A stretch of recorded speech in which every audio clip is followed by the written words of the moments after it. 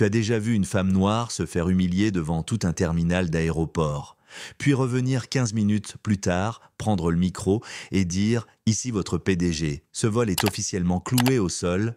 Ouais, c'est arrivé, et pas dans un film. » Ce jour-là, à l'aéroport international de Lyon-Saint-Exupéry, tout roulait. Passagers stressés, annonces floues, enfants qui pleurent, café renversé sur un passeport, le chaos normal des départs du matin. Et au milieu de ça, une femme en jean et sweat noir, billet en main, essayait juste de monter dans l'avion qu'elle avait payé en première classe. Ce que personne ne savait, c'est qu'elle n'était pas n'importe qui. Elle possédait littéralement la compagnie aérienne, mais à cet instant, personne n'en avait la moindre idée. Elle s'appelait Amélia Diallo, 42 ans, PDG d'une des compagnies les plus innovantes d'Europe, Aera Nova. Une entreprise qu'elle avait fondée à partir de rien avec une idée toute simple, connecter les villes oubliées du continent là où les grandes compagnies ne volaient plus. En 10 ans, Aera Nova était devenu un géant avec des millions de clients, un personnel engagé et des valeurs de diversité gravées dans chaque politique interne, enfin, en théorie. Parce qu'en vrai, ce jour-là, tout s'est effondré en l'espace de 10 minutes. Amélia voyageait en mode incognito comme elle le faisait souvent. Pas de staff, pas de traitement spécial, juste un billet acheté sous son deuxième prénom, Aïcha, un sac à dos, et l'envie de vérifier si ses valeurs se traduisaient vraiment dans l'expérience client. Elle avait toujours dit « on ne peut pas changer ce qu'on ne vit pas soi-même ».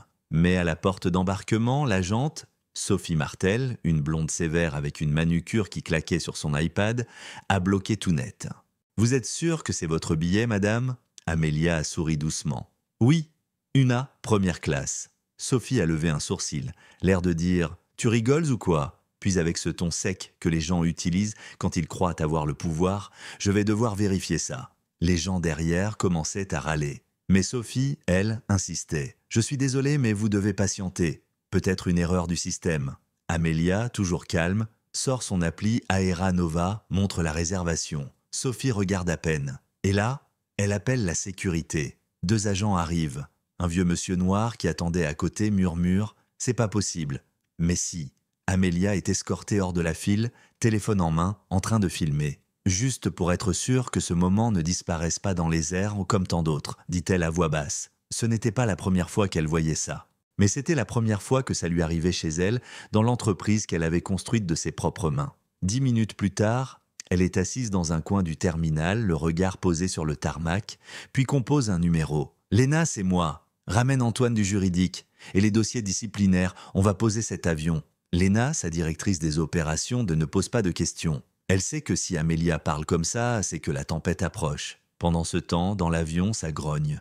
Passager coincé, capitaine qui ne comprend pas pourquoi l'autorisation de décoller tarde, Sophie qui commence à transpirer derrière son rouge à lèvres. Puis, Amélia revient. Mais pas en hoodie cette fois. En tailleur noir, chemise blanche, escarpin rouge. Elle entre dans la cabine comme une tempête tranquille. Tous les regards se tournent. Le commandant de bord se lève, surpris. « Madame Diallo ?» Elle hoche la tête. Je prends le micro. Et là, d'une voix posée mais ferme, « Mesdames et messieurs, ici votre PDG. Il y a 20 minutes, j'ai été expulsé de ce vol que j'avais réservé, sans explication valable, alors que je voyageais sous couverture pour évaluer notre service. Ce que j'ai vécu relève clairement de la discrimination. Et tant que cela ne sera pas résolu, cet avion ne décollera pas. » Silence de plomb. Elle se tourne vers Sophie, lui tend une enveloppe. « Voici votre suspension provisoire en attente d'enquête interne. » Sophie tremble. « J'ai juste suivi le protocole. » Amélia la regarde dans les yeux. Le protocole ne prévoit pas l'humiliation. Et voilà. L'avion reste cloué au sol. Les vidéos fusent bien sur les réseaux. Le nom d'Amélia explose sur Twitter. #Gagivol cloué pour justice.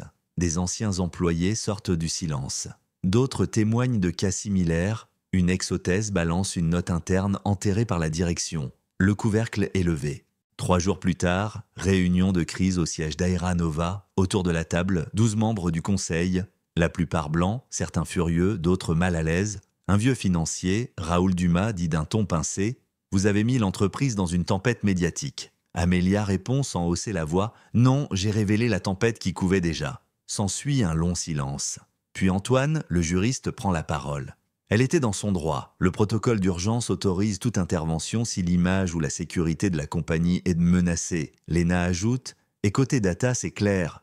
Plus les plaintes de discrimination augmentent, plus la fidélité client s'effondre. Finalement, il vote. Résultat, 8 pour, 4 contre. Amelia garde le contrôle et lance une refonte totale. Comité d'éthique indépendant, politique antidiscrimination à tous les niveaux, même contre les passagers, des formations obligatoires et une promesse, plus jamais ça. Un mois plus tard, Sophie envoie une lettre manuscrite. Je croyais être juste stricte. J'ai réalisé que j'étais aveugle. Je ne demande pas mon poste, je voulais juste dire merci, d'avoir ouvert mes yeux. Amelia ne répond pas. Elle passe à autre chose.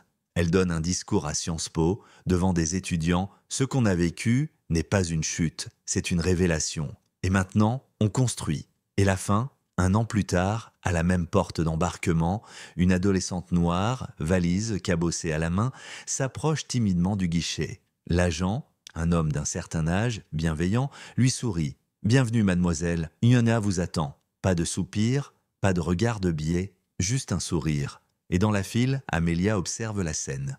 Elle sourit. Elle sait que ce combat, même s'il n'est jamais fini, vient de gagner une petite victoire.